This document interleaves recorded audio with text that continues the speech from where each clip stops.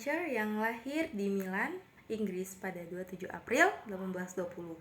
Dia adalah salah satu anak dari 9 bersaudara yang bertahan hidup dari pasangan William dan Harriet Spencer. Saat berusia 17 tahun, Spencer terjun ke dunia kerja sebagai insinyur sipil di sebuah perusahaan kereta api London dan Birmingham. Spencer adalah orang yang pertama kali memperkenalkan konsep survival of the fittest atau yang kuatlah yang akan menang dalam bukunya Social Stages yang terbit pada tahun 1850.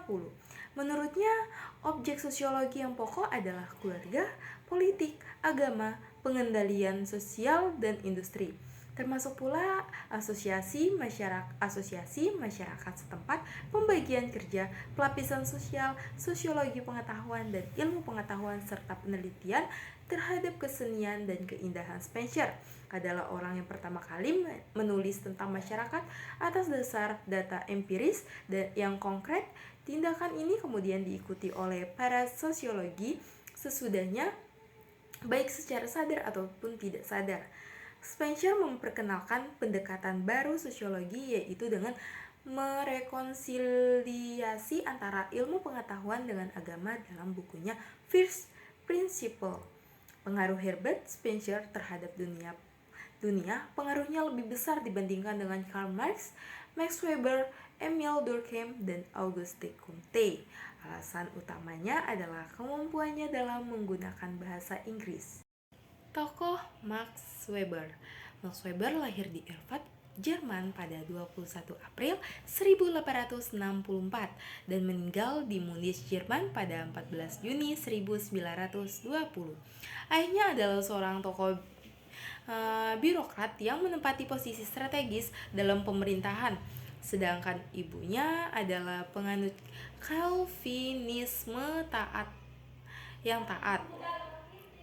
Weber meninggalkan rumah untuk sementara waktu dan melanjutkan studinya di Universitas Heidelberg.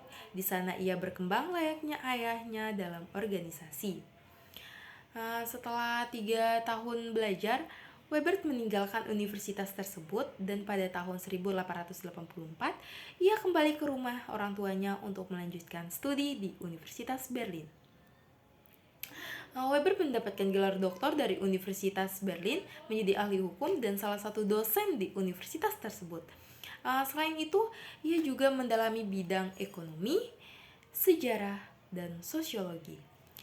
Karya Weber dalam sosiologi agama bermula dari esai etika, Protestan dan semangat kapitalisme, dan berlanjut dengan analisis agama Tiongkok, Konfusianisme, dan Taoisme, agama India, sosiologi Hindu dan Buddha, dan Yudaisme kuno. Karyanya tentang agama-agama lain terhenti oleh kematiannya yang mendadak pada 1920 hingga ia tidak mendapatkan penelitiannya tentang Yudaisme kuno dengan penelitian-penelitian tentang Mazmur, Kitab Yakub, Yahudi, Talmudi, kekristenan awal, dan Islam.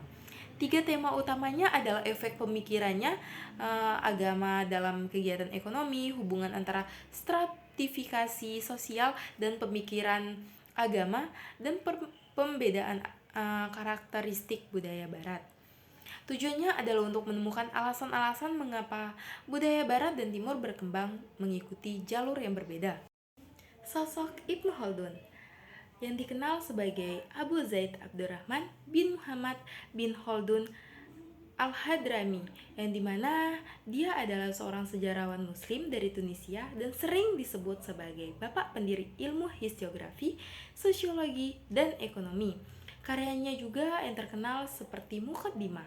Lelaki yang terlahir di Tunisia pada 1 Ramadan 732 11 atau 27 1332 Masehi ini dikenal sebagai sejarawan dan bapak sosiologi Islam yang hafal akan Al-Quran sejak usia dini.